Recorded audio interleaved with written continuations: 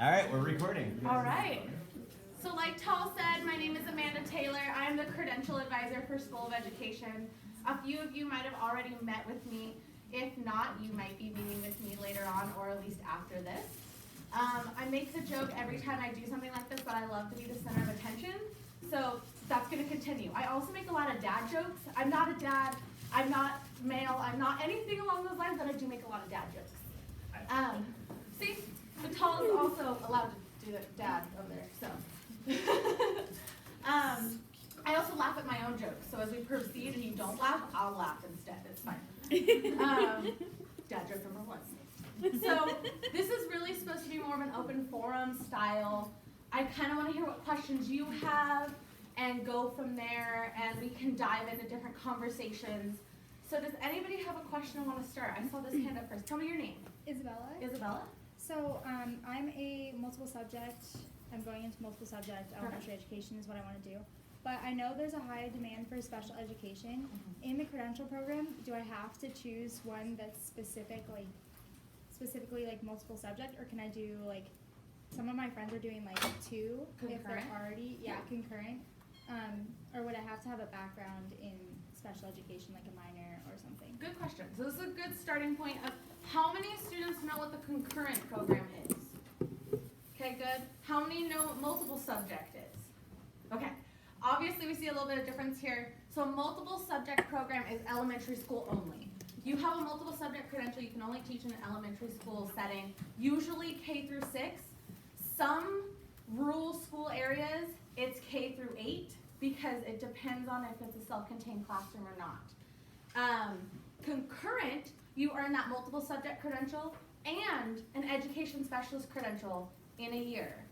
So that's definitely more of an intense program, but it's so that by the end you have that option to teach for an elementary school classroom or a special education classroom. There are different prerequisite courses for special education or concurrent or compared to the multiple subject credential. So SPED 343 is we're in SPED 343, right? That would have been bad. SPED 343 is a prerequisite for concurrent as well as for education specialists, as well as a additional course for multiple subject. So even in this course, you'll meet a requirement no matter which way you go. So are you planning to, is it Isabella or Isabel? Isabella. Are you planning to start a credential program in fall 20? No. I'm not starting my credential until the fall of 2021. Fall 2021. So you have time to make that adjustment, essentially, to make sure you're taking prerequisites for concurrent if you want to pursue both. You would be able to, you're looking at an application deadline of February 15th, 2021 to start in fall 2021. If you decide that, like let's say you apply to multiple subject, you have the prerequisites for concurrent, and then you decide that you don't want to do multiple subject, you just want to focus on concurrent, I can switch your application as long as you haven't already started the coursework and requirements of the multiple subject. Okay. More questions? Back in the blue. Tell me your name. JC. JC. So I'm doing the new program where you credential while you do the so You're doing ITEP? yeah. Uh-huh. So I'm just confused as to if I'll have to apply to the credential program at all. Good question. Is anybody else in here part of ITEP? Okay. So JC, that's a good question, and I'm not really the best to answer the broad range of answers that question can have. Okay. Because it's a brand new program, there's not a procedure yet set in place. Most likely, you will still have to submit a credential application because that's how we know you're in a credential program. There'll probably be a drop-down menu to select ITEP as the program you're in. At this time, that doesn't exist yet. Yeah. So, when are you planning to start a credential program? Well, they said I'm supposed to be doing everything now. It's just integrated into my work. So the way it's, to my understanding, broken up is you're essentially working on your bachelor's degree and then you kind of switch over to working on a credential program piece. So it looks like it's integrated, but you're still doing a bachelor's degree and then a credential program. So when do you start taking like EDTE courses? Do you I know? already have. Okay, which ones? Just 255. So prerequisite Yeah. requirements. So How about, this next semester. when do you know when you're geared up to take like 523? That's okay. Yeah. When you get to that point, like if you look at your plan and it's like, okay, it's this next semester I'll be taking 523, come meet with me. Because then we'll make sure you're on track and applying for the right stuff. Questions, Isabella? Yeah, sorry, I just have so many questions. No, that's what I'm here for. Do you think it's worth it to go to a school that has a master's program and a credential program in the same year? Like, is it even worth it for teachers to get their master's? Because I looked at the pay difference and it's only like $1,000 a difference each year, which honestly isn't that much. Yeah. For like paying for a master's, you know, so. So the answer is it depends, because this is the answer for almost everything. It depends on the student, it depends on what the program is, it depends on if the program is grant funded or not, or allows you a stipend or an additional fund to pursue it. The best example I give is the CLASS program. Who's heard of CLASS? Who's heard of RISE? Yeah, okay. So forget RISE, it doesn't exist anymore. CLASS is the new RISE. So basically what that was is a single subject credential in STEM and a master's in teaching at the same time as what CLASS is. And now they've got the education specialist credential and a master's in teaching at the same time, which will be a spring-only start date. So if you have an interest in getting your master's, it's a good program because it's grant funded, so you get a stipend, and there's some other qualifications that they look in when you're doing a program like that. Now, what I would say is it a good idea, and how does it affect your salary schedule? Depends on the district. Most of the time, you're not at a loss because you have a master's degree. It's not a bad thing. No district is gonna look at that and be like, you have a master's, no. Yeah. Okay, see, told you I got that. I like the giggles. What they're going to look at though is like how you got that master's, what experience you have that can combine with the master's, maybe other things you pursued even before the master's or during the master's. So let's look at the CLASS program again. The master's in teaching and a master's in education specialist. It's essentially a 1.5-year long program, and they can only take so many students because it's grant funded. So if you put that you were in CLASS on your resume, you're already gonna be seen, at least in the local districts who understand what CLASS are, you're already seen in your top. Now, that being said, if you decide not to do CLASS or not get a master's, you're not seen as any lesser. You still have the background, you still have the experience, you're still pursuing a credential. Again, a district's gonna look at it and say, wow, you took like all these courses, or you did all this extra curricular activities, and you have been working as a experienced teacher in a classroom for 3 years or something along those lines. No, they're not gonna say, no, we don't want you. Especially if you're pursuing education specialist, which we mentioned earlier is a high need area, or if you got the personality to be a good teacher. Dispositionally, that's what a lot of employers are gonna look at first. That kind of answer your question? Okay, well, I know you got more. I'll come back around. Not now, but I'll Tell me your name. Kaylee, Kaylee? met before. Thought so. Just simple, what is an education specialist? Because I know we've gone over it a couple of times, but I'd rather just know and actually be informed. Yeah. So an education specialist credential is a credential that allows you to teach in a SPED classroom, resource day classroom, special day classroom. So basically you're the teacher of record for any of these types of classes. And Tal, correct me if I'm wrong, but I believe it also can allow you to work more closely with IEPs. Do you know any differently? Well, if you are an education specialist and you're given a caseload, then you'll be running the IEPs. Exactly. You'll have and usually that's the way it works. If you're the special education teacher on record, then you'll have a caseload and you'll be running the IEPs, you'll be writing the IEPs. Yeah. So that's essentially what it is. So a lot of teachers pursue the education specialist and a multiple subject credential because they want to be in an elementary school as the teacher, but they also really have a passion for education specialist as well. But at the same time, a lot of students who don't pursue both still have that passion and drive for education specialist, and that's all they want to do. They don't want to do anything else that's general education based. They strictly want to focus on special education. Does that kind of get it? Questions? Wait, I already forgot. What was your name? JC. I was just wondering if the Teach Grant, if you know if that goes through the credential program. Yeah, a Teach Grant is kind of more, think of it like a scholarship base. Cheryl Orderica does a lot for the Teach Grant. She would be the one to contact if you have specific questions about it. But for the most part, it's not like the class program, because it's not a program, it's a grant that is like a scholarship. Okay. So yes, you can apply for the Teach Grant for during the credential program. Have a question? Tell me your name. Naomi, have we met? Yeah. You're applying for fall 2020, aren't you? I sure. Yeah, that's what I I thought. have my interview right after this. Ooh, you're dressed very nicely.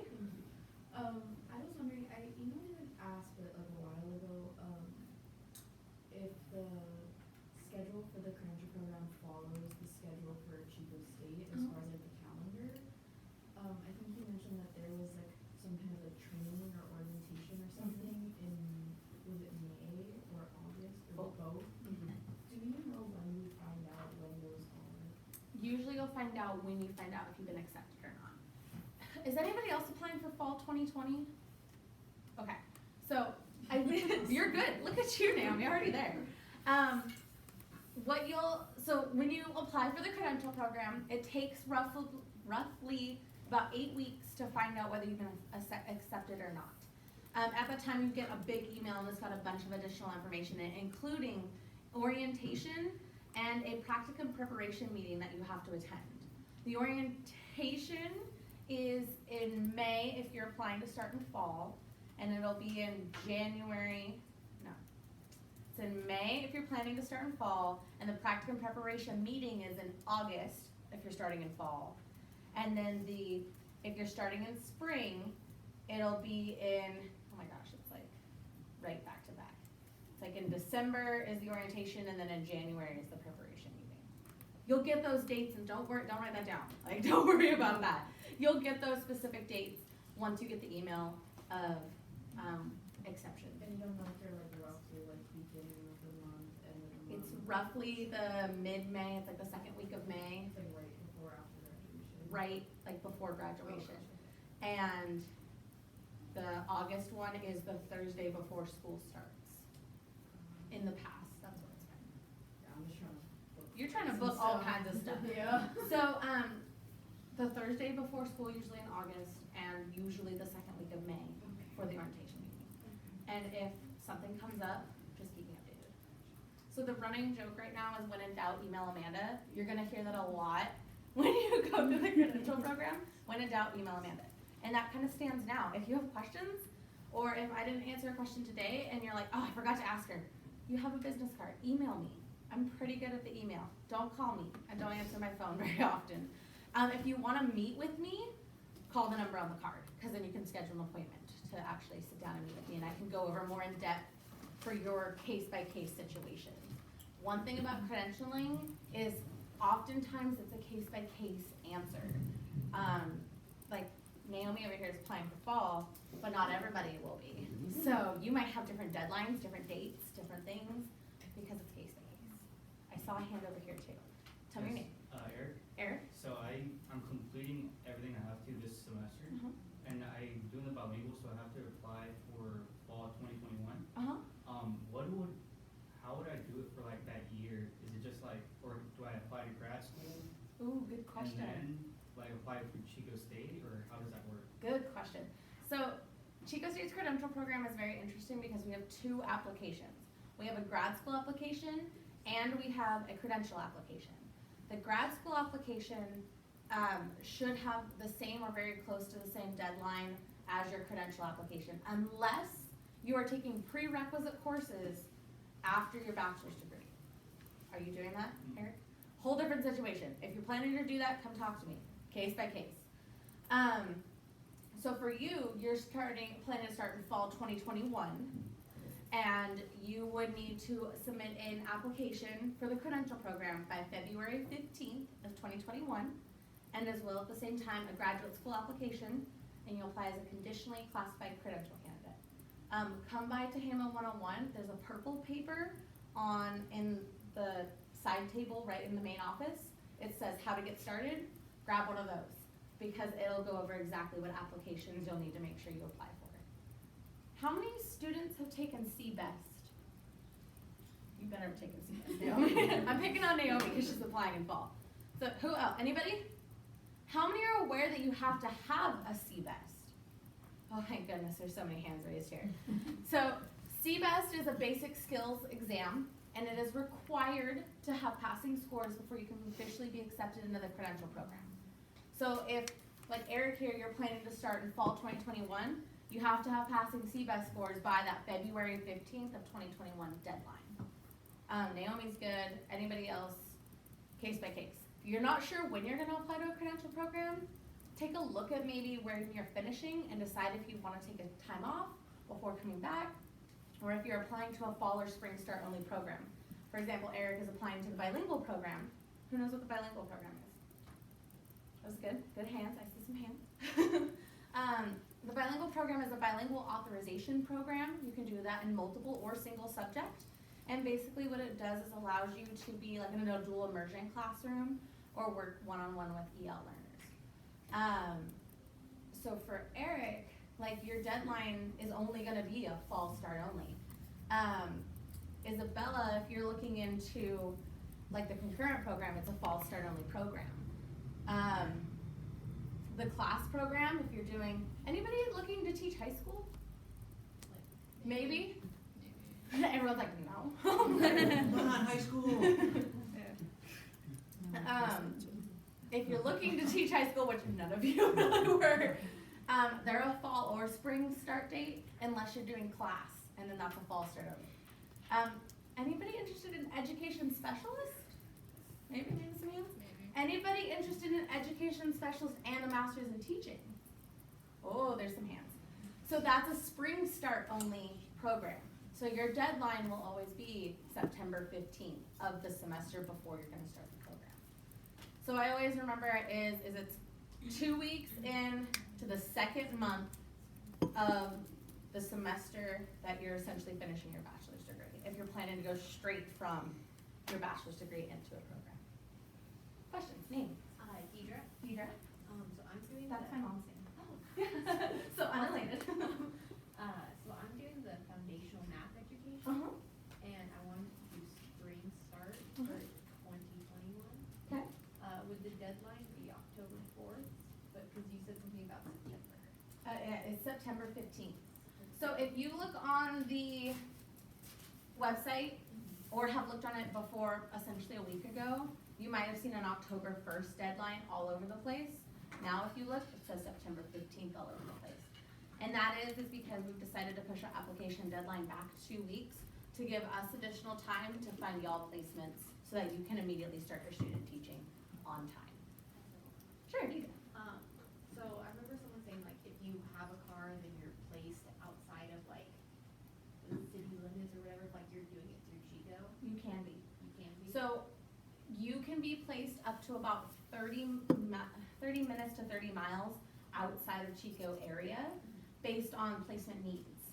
So none of you are high school, really.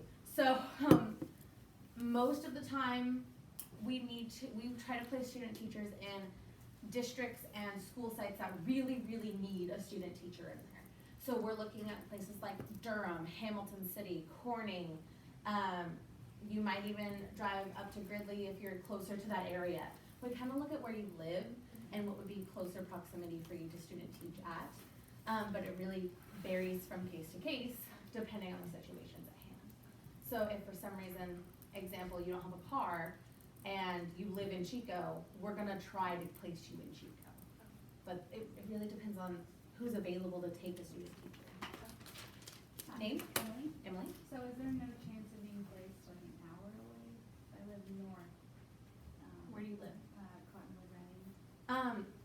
It's possible. It's actually kind of likely, because like I said, we're gonna look at where you live and say, wow, okay, Emily here lives in Cottonwood. Maybe we can place her in Red Bluff or Anderson, Yeah. because high need area. Red Bluff is high need area, Okay. because it's about an hour, 45-minute drive from here. So you won't be placed there unless you ask to be placed there. Okay. If you're like, well, I'm not gonna drive to Reading, well, I'm not gonna place you in Reading. I don't do any placements.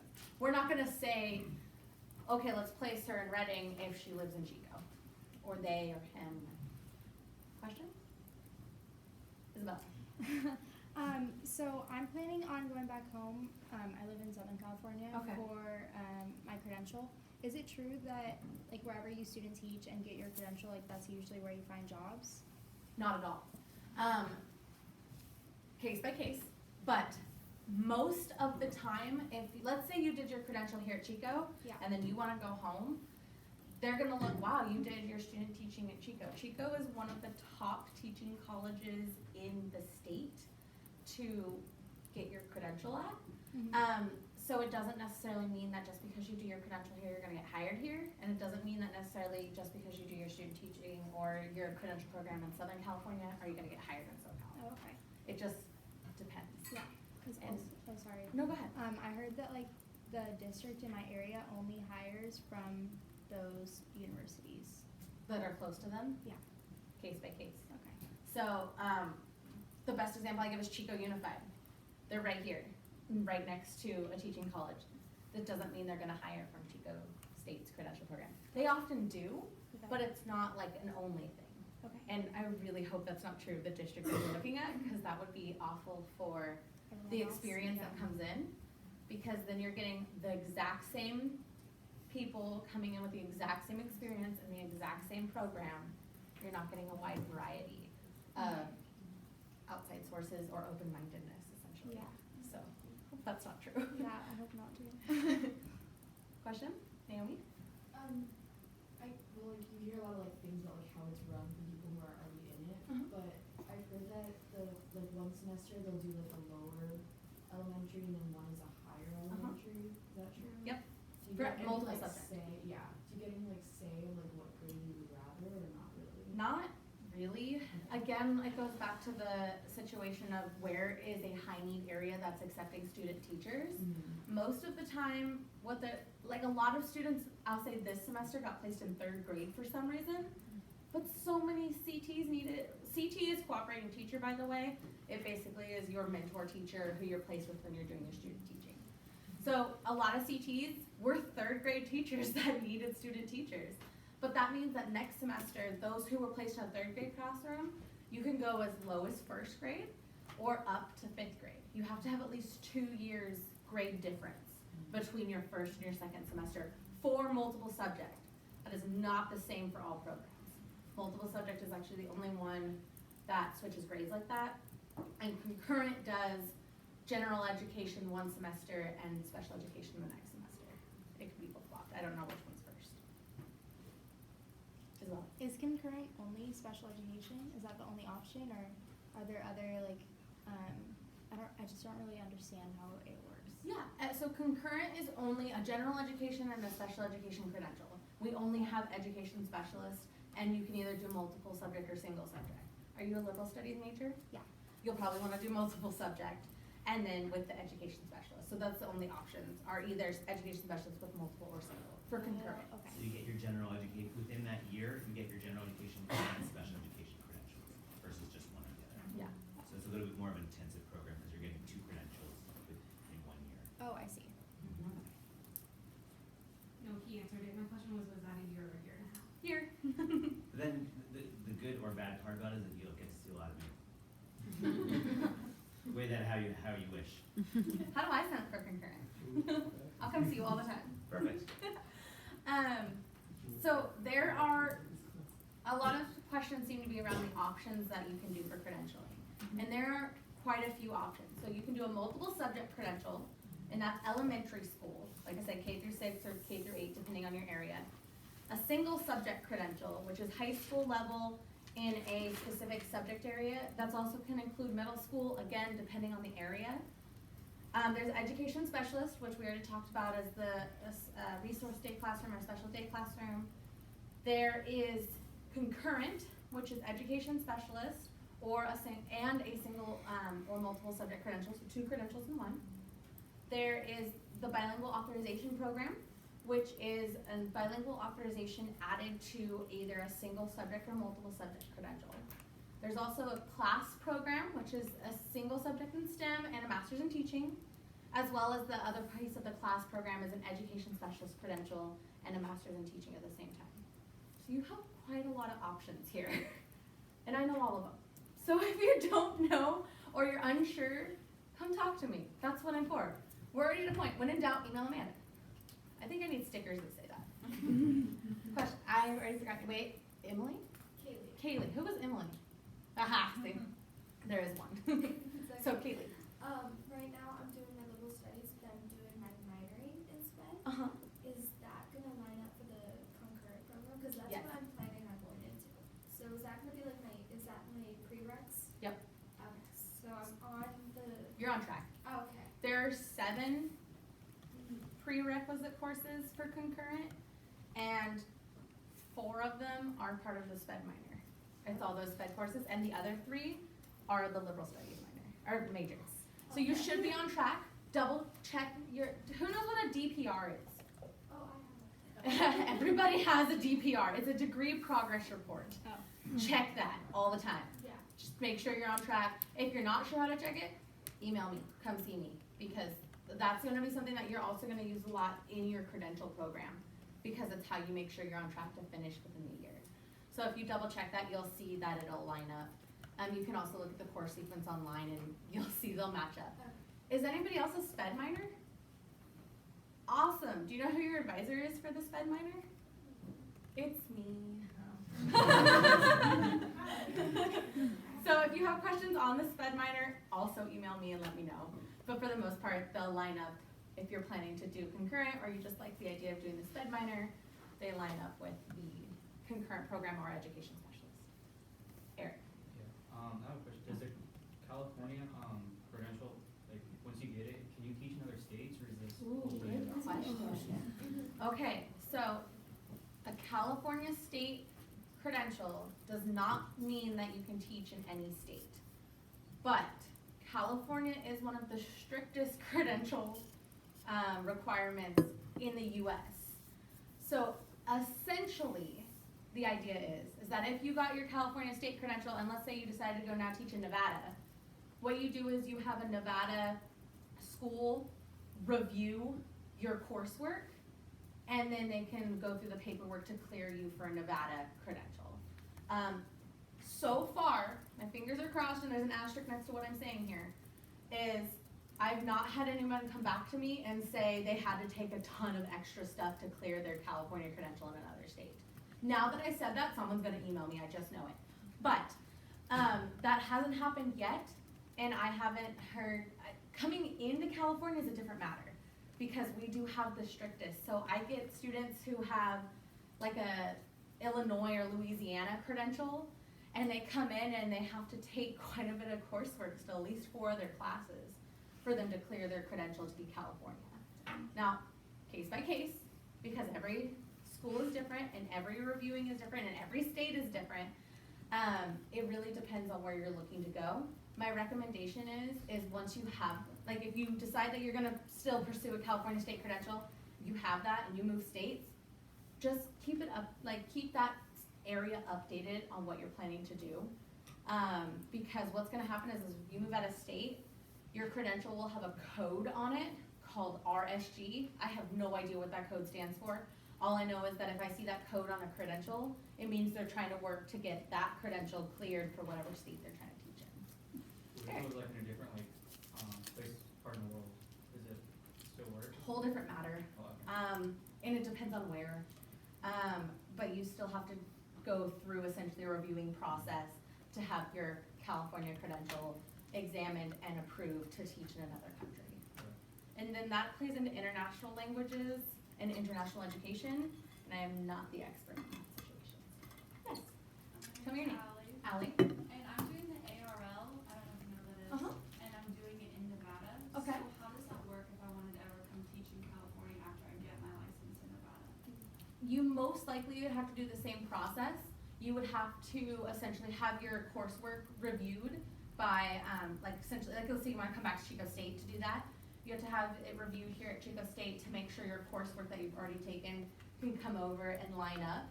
And then we would probably say you'd have to take a few more courses to actually get a clear credential. Okay, so I would have to go through college again. you have to probably go through the college again. It really depends on exactly what you're taking and what's lining up and what isn't. And it's hard to say because, so Chico State's credential program and all credential programs do not follow like university. We report to the Commission on Teaching Credentialing. And probably Naomi's heard this, that I complain about the Commission on Teacher Credentialing all the time. They're kind of like the DMV of education. Paul? That's actually a really good. Is that a good, that's my favorite comparison. That's a very good metaphor. And so you're gonna have to deal with them a lot because you're working on your credential and you're trying to gear up for this and what you're planning to do.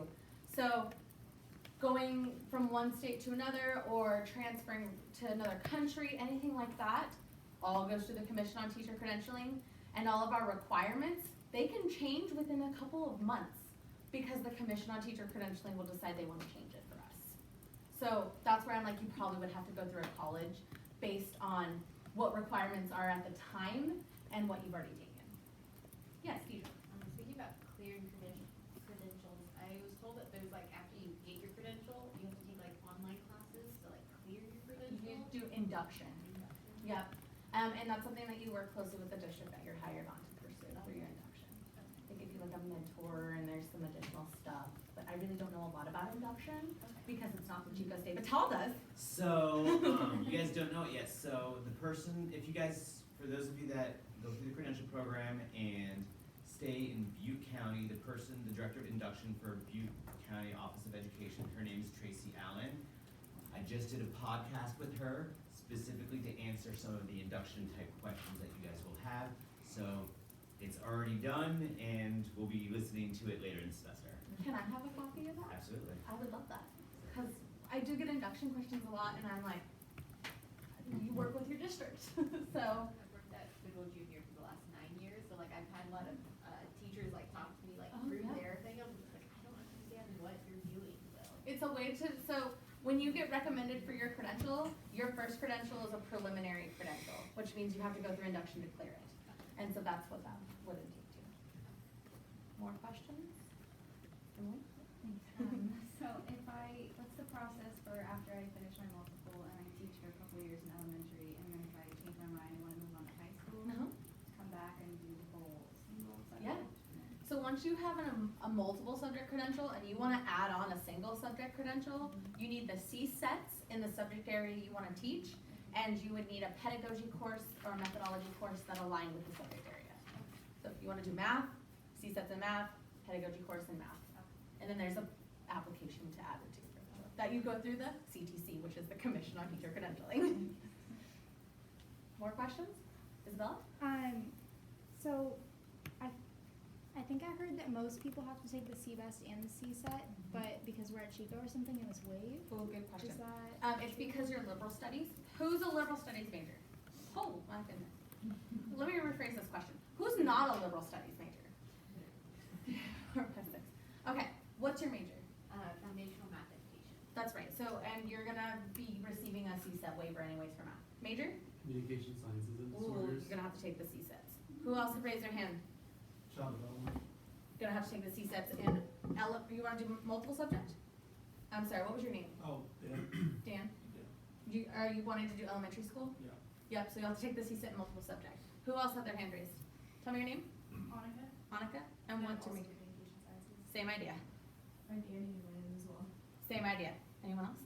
Sociology, Oh, yeah, you have to take the CSET. but I'm not going into credentials. Oh, what do you wanna do? I want to do like behavioral therapist. Oh, nice. Talk to the psychology department. Okay. So basically, those who are liberal studies, which is everybody else that I didn't talk to, right? Did I get everyone? Awesome.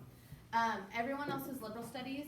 If you meet the requirement of at least a 2.67 GPA and complete your bachelor's degree for liberal studies, then you do not need to take the CSET in liberal or in multiple subject, because you will have what's called a CSET waiver, because liberal studies is a pre-approved credential, pre-credential program to say you're competent to teach elementary school because you have this degree. Now, when you register for graduation, you're gonna also get an email that semester that says you're in progress of finishing your subject matter competency waiver. So you'll get it, I think it's from like Paula, who's the liberal studies director, or it comes from the liberal studies email in general. You'll get an email with that. That document gets attached to your application when you apply to the credential program, because it shows us you're gonna be subject matter competent and that you don't have to take the CSETs. Yeah? Any other questions for me? Yes, what's your name? Madison. Madison. The education specialist credential is either like year long, it's either Malmar or Montessori. Correct. Like one or the other. And if you wanna add on the other one, it's one more semester. It depends. For the most part, it can be roughly another year to add on the mod severe or mild mod, depending on which one you want to add on. It's case by case, and it kind of depends on when you're finishing your first credential, because you have to. Usually, students start with mild mod and odd mod severe. If that's the case, it's about 3 other classes, and they're not all 3 offered in the same semester. So that's why it takes a year. You don't have to do additional exams or prerequisites because you already have them. You just have to do those additional coursework. And one of them is student teaching. For now, we'll see what the CTC says. For now. Everything I say has an asterisk next to it if the CTC changes stuff. And that's why you're supposed to come meet with me. When in doubt, email Heather. So did that kind of answer that? You have mild, mod, or mod severe option. You can always add on the other option so that you have both at the time. Yes.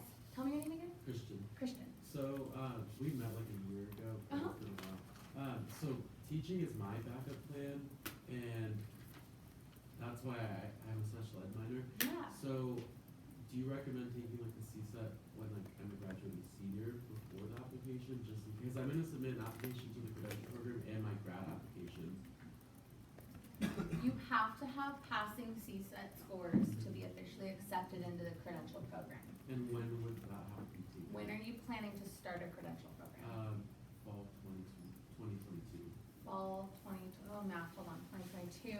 So you would need to have CSETs done by February 15th of 2022 to start in fall 2022. So basically by your second to last semester, essentially think fall 2021, kind of think if this is like where you want to go, and then take the CSETs in that semester if this is the path you choose. And if you're still unsure, come talk to me. All right? I saw another hand, maybe? Kaylee? Yeah, okay. So I kind of want to do mild mod and mod to severe. Uh-huh. So could I do that at the same time, or should I like separate that so I'm not stressing Good myself out? question. Unfortunately, you have to finish one before you can add the other one. Okay. So we don't have a program that does both at the same time, at least at this time. Okay. All right, so you would be essentially a year for education specialist and then a year to, or let's say a year of mild mod and then a year of mod severe. And it's not a whole program right now to add on a credential. It's a couple classes. Anyone? I could stand up here in silence for a very long time, but I don't think I need to because I think all of your questions got answered. Tom? Oh. When you're student teaching, does the area have to be near here, or could you do it like in your hometown? Where's your hometown? Modesto. So we have a service area, and anything outside of that service area we cannot do.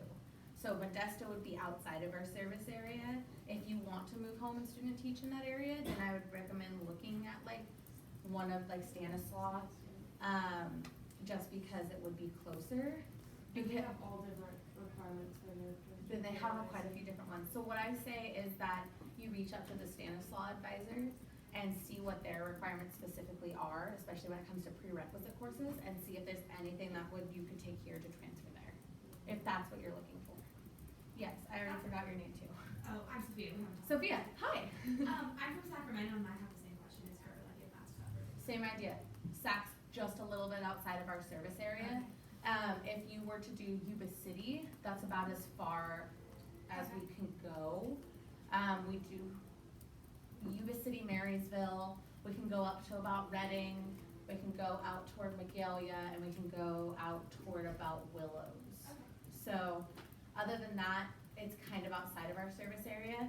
And if you were to do like SAC, they would be very mad at me if I was like, yeah, we placed a student teacher in Sacramento, and then Sac State's gonna call me and be like, what'd you do? So it would definitely just be dependent on that. Yeah, Naomi. I was just wondering, like, with that, all that being said, like, I know that the student teaching is a big part of, like, our week. When do we have class? Good question. Still during the week. Okay, so Yeah. it's like after, like, It's our in the school day? evening, Okay. sometimes there's an online piece, sometimes it's a Saturday, it changes kind of. But for the most part, it'll be in the evenings or on a Saturday. And you know if it's like, we teach every day? Your Is that- first what program are you applying for? Multiple subjects. I've Your- heard lots of different things, that's why. First semester is Monday through Wednesday, your second semester is Monday through Friday. Monday through Thursday, first semester, Monday through Friday, second semester. Education specialists, I think, are all week, both times. We have a lot of interns in education specialists. I was gonna say, so interns is a little bit different when it comes to schedule, placement, and classes. So I don't know Rosa's not gonna know yet either. about interns, maybe how things are different if you're looking into an intern. What if you're not an intern for education specialist? I don't know, I think it's Monday through Friday though. No, but just in general, like placements and how that Oh. works. Same idea. If you're so who knows what an intern is before I dive into that? Does anyone wanna know what an intern is? Yeah. Okay, yeah, 'cause I saw that. You're like, yes, tell me. So an only multiple subject, single subject, and education specialists allow internships. Chico State does not provide internships for you. You have to find your own, which means that you can apply for jobs on EdJoin even though you don't have a credential. You just need an intern eligibility letter. I brought Rosa for this reason. So Rosa is our intern coordinator. So she does a lot of the paperwork that goes with being an intern, a lot of the checking in with the school district. Totally correct me if I'm wrong or missing anything here.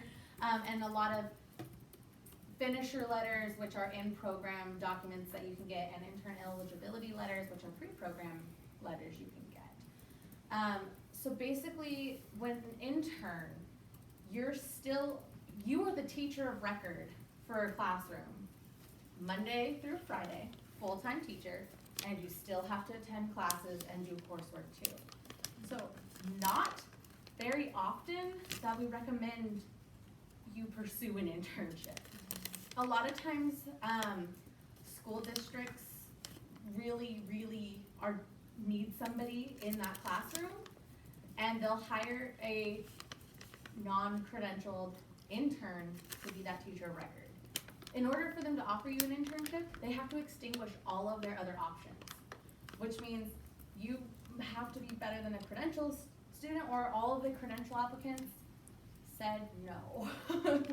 So that would be where I'd be wary out of accepting an internship. You're also not as high of support because you don't have the mentor teacher right here with you.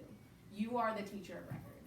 So a lot of students end up with an internship who already have a lot of experience in a classroom setting, or maybe have already been an aide or something along those lines for quite a while.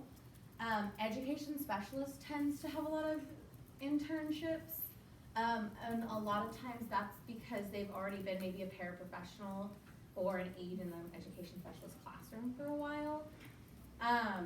When it comes to scheduling for interns, like I said, you still have to come to class in those in-person sections unless they change stuff to online. And if there's an online section, you still have to meet the deadlines and requirements. And you might be tired after teaching all day and still have to go to class. There isn't like a separate special classes for interns. You're still meeting the same requirements, and that goes hand in hand with the scheduling piece and what it looks like. Now, what did I say earlier? Case by case. Every program runs a little differently when it comes to interns. For multiple subject and single subject, if you start the program as we call you guys P1s when you're a first semester practicum student. If you're a P1 and you have an internship, you're looking at a 3-semester plan, which means it's a year and a half, not just a year. So other changes like that are in play. Education specialist, you start the credential program as a P1 with an internship, you're looking at a 4-semester plan, you're looking at 2 years. But you're in a paid position compared to student teaching, and you're not. Any questions on interns? end up with an internship by the time you're applying to the credential program, come talk to me. When in doubt, email Amanda. I might send you to Rosa depending on what your question is. And there are a lot of students who will start as a P1 and then for their P2 find an internship at the same school where they were doing their student teaching. So, possibility. And it's usually the more recommended possibility. If you start as a P1 and you get school that, let's say you're student teaching at a school and they absolutely love you, they want to keep you as a P2 at that school setting, they'll hire you as an intern. And that happens pretty often. Is it likely that you'll keep that job even after you're credentialed, or is it more just like, okay, you go to an emergency spot and I would hire like someone else? Case by case, but for the most part, if they're hiring you, like if a position opens up at that school and they want you in that position, they'll hire you and you'll stay there once you have your credential. If the student is if the teacher is leaving on medical leave or maternity leave or leave of absence and they need someone to fill it, it's not as likely that they'll hire you on, but you've made a really good impression on that school district. We have a case in Hamilton City right now where the teacher left on leave. They had a long-term sub. That long-term sub, you know, they're probably gonna offer her something because he's no longer coming back. And so if I believe she's finishing, so it's that huge possibility that they may offer it to her, or if she were to continue, then a possible internship is another possibility too.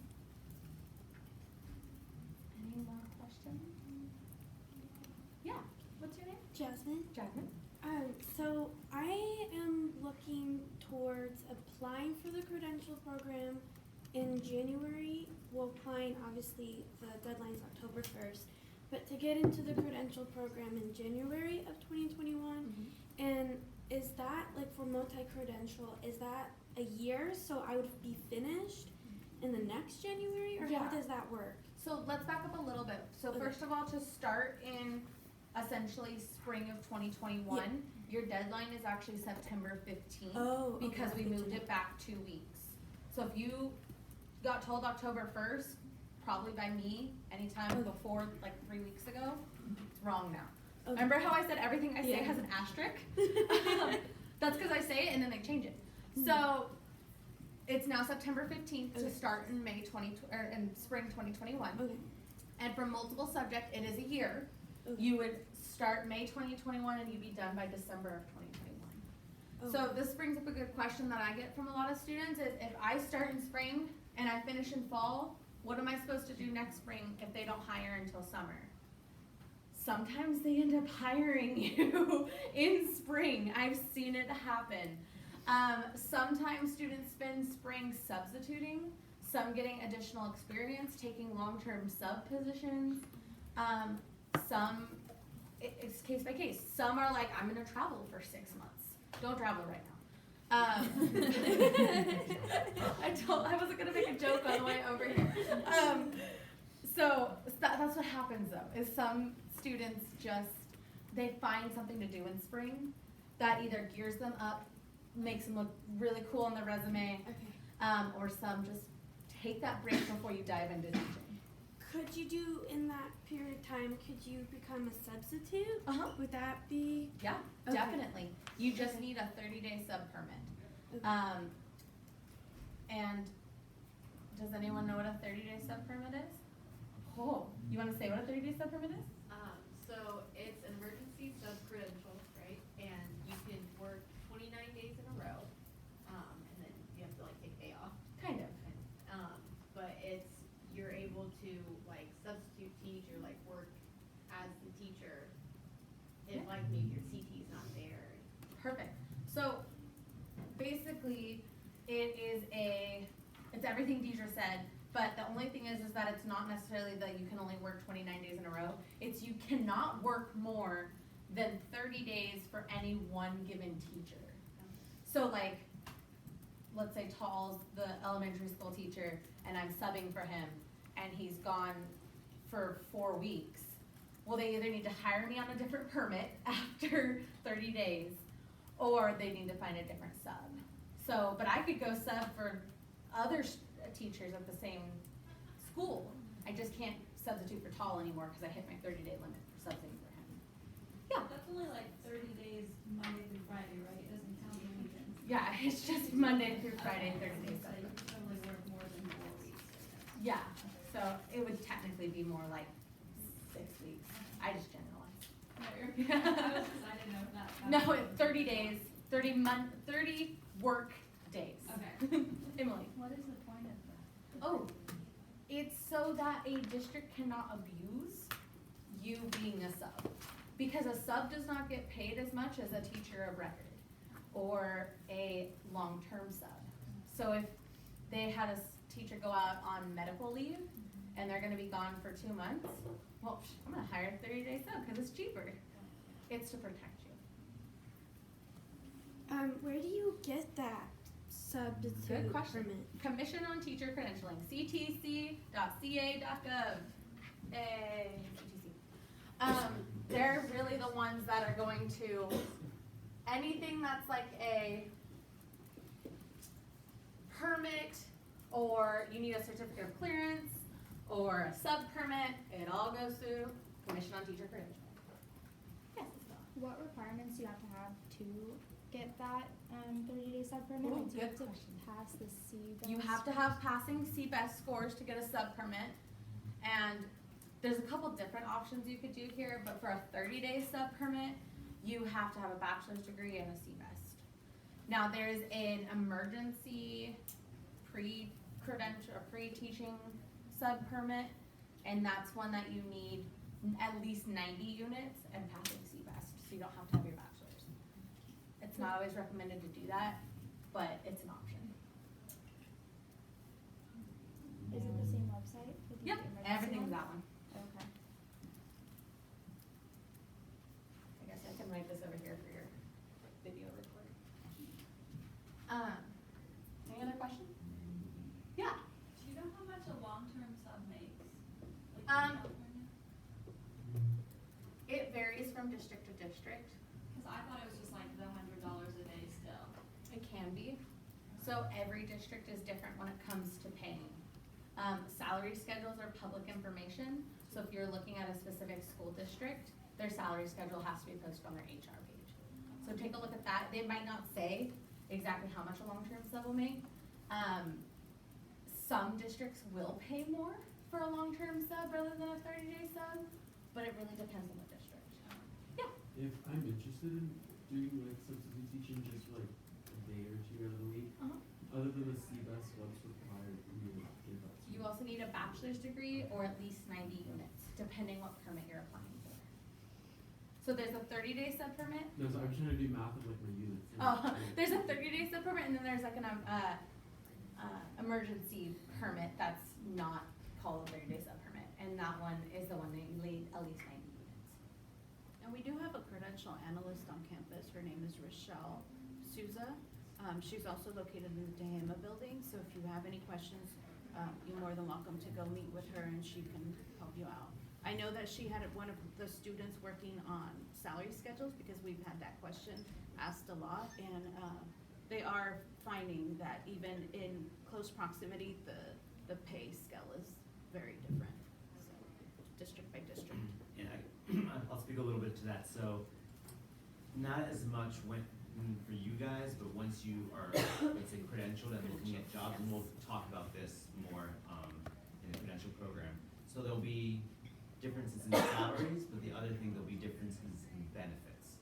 So if in some districts, it'll be like, hey, wow, you're getting paid $10,000 more, $5,000 more per year. But then if you look at the benefits package, then the benefits aren't as good. So you'll have a higher deductible for your health insurance. So you kind of have to weigh all of that. Breathe, Naomi. I saw that face. You're okay.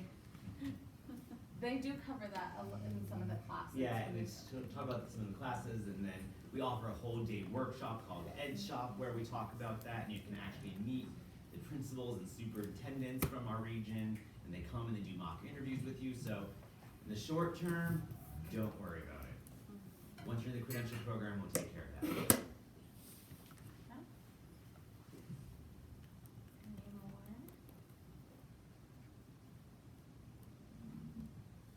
Stare at you until someone raises their hand.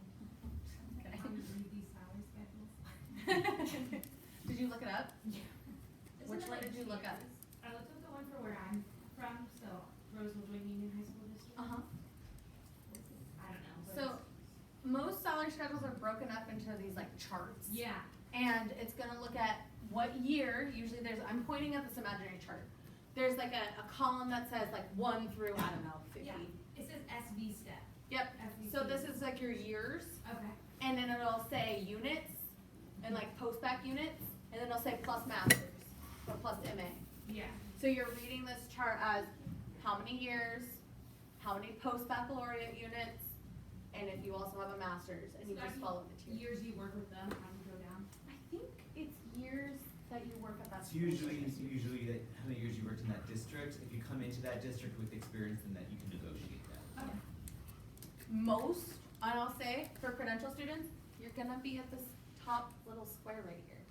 Your first year teaching, so many units, maybe if you also have a master's, you might be this one little step over, but for the most part, you're in this top right corner.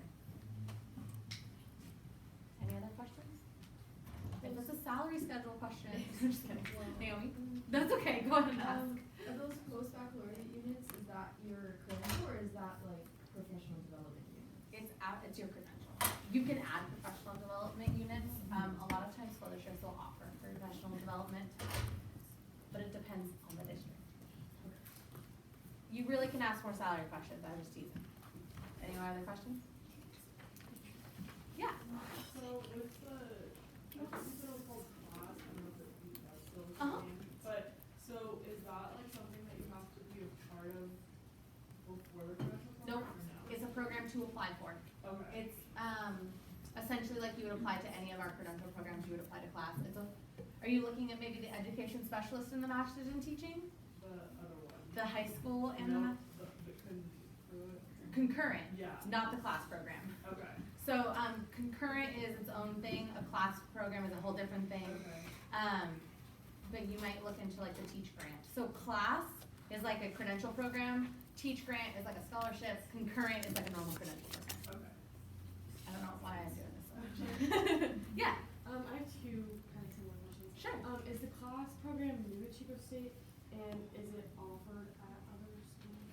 So to my knowledge, class is specifically Chico State. There could be similar programs at other schools because there are things that you apply for as a grant to fund that program. Did you ever hear of RISE? It basically was the exact same as RISE. So it's new to Chico State as of this semester, but it's not, the idea of it is not new. Yeah, So, sorry. No, you're okay. There's just so much information. So there's a class- lot of information here. So class is the credential and the master's? Yes. So what about the concurrent one? Concurrent, How would you get your master's with that, or is that a part of the? concurrent doesn't have a master's piece to it. You would do a concurrent program and then add a master's in teaching or education or whatever you wanna add a master's in later on. Okay, so there's no way to do those at the same time? No, that would be insane because that would be 2 credentials Yeah. and a master's in essentially a year, and that's just, no, don't do With that. that being said, if you decide you wanna get here at Chico State, if you wanna get your master's, it would be a master's in education after you finish the credential, And a year. 3 of your courses from the credential can be transferred into the master's program, so you're essentially, you're getting a semester off, you're Yeah. transferring a semester's worth of your classes. So you have 9 units of classes. So we'll take, because they're graduate level work, we'll essentially take 3 of those classes into the master's program if you decide you wanna come back. So like theoretically, how many years of school would that be? If you wanted to do your credential and then a master's in education, Yeah. it would be, if you do the concurrent, it would be 1 year. Okay. And then if you do your master's and you're transferring 3 of those courses into your master's, once you're in your master's of education, it would depend on what you would wanna do for your culminating activity. If you wanna do the comp exams, a project, or a thesis. most of our graduate students take comp exams. That means you'd probably be finishing in probably a year and a half. If you're doing a thesis, then probably closer to 2 years to do a master's degree. And once Amanda's gone, unless what I'm doing here, I can talk to you about like differences between comp exam, project, and thesis, or we can wait until that conversation applies to your child. But it's really kind of like, what do you want to do with the master's? It also depends whether you're doing full-time or part-time. Right. That can also affect how long it'll take for your master's. Right. Essentially, once you have finished the credential program, essentially your classes, if you want to take use those three classes, you have 7 years to finish a master's degree. So you can go as slow or as fast as you want. Go as fast as you can, probably will take maybe a year, chances are a little bit more. Yeah. You can do master's programs online, right? There are master's programs offered online. Chico State doesn't have a large variety of master's program online, but there are others. Because I'm doing my ARL, and through that you're required to get your master's within 3 years of being accepted. Oh, geez. Yeah, so it's like I was gonna try to get online because you teach full-time, plus you have to get your master's. Yeah. So there are online education credential and master's programs, and some are better than others. Yeah, I really wanted to do it here, but I wasn't sure if you guys did it online. I don't think it's all online. A lot of them. No, but There's talk some. to Ben Seipel, who is the graduate advisor. I probably misspelled his name, but. He's actually one of my teachers. Yeah. Okay, so talk to Ben, he's the graduate advisor because, he would be able to tell you what classes are available online or not and how to navigate that. Because a lot of them are like, essentially a hybrid course, which means you can like zoom in to the class. But it depends on the class, so definitely talk to Ben. Question? I do recommend you check out the School of Education website. It has a lot of the information that Amanda just talked about. There's also a really cool interactive, what is it called? Credential admissions guide, so that you can go in there and play with it and, try different, whether you wanna do multiple subject or single subject or concurrent, and it'll go step by step into what you need to do. And when in doubt, email Amanda. Yeah, I'll be emailing you as soon as I walk out here. I'll try to respond today. Okay, just type that in. Any more?